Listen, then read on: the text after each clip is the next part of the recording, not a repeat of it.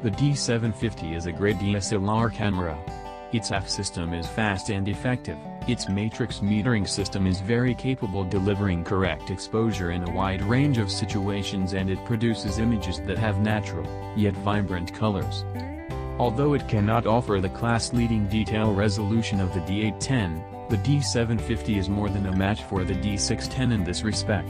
It captures an impressive level of sharp detail and noise is controlled well, though not always as well as its main rivals.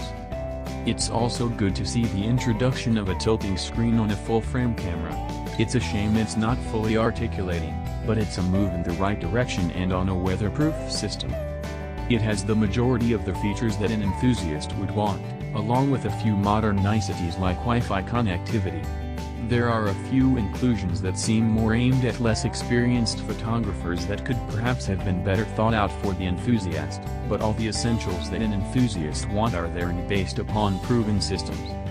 It has the majority of the features that an enthusiast would want, along with a few modern niceties like Wi-Fi connectivity. There are a few inclusions that seem more aimed at less experienced photographers that could perhaps have been better thought out for the enthusiast, but all the essentials that an enthusiast want are there and based upon proven systems.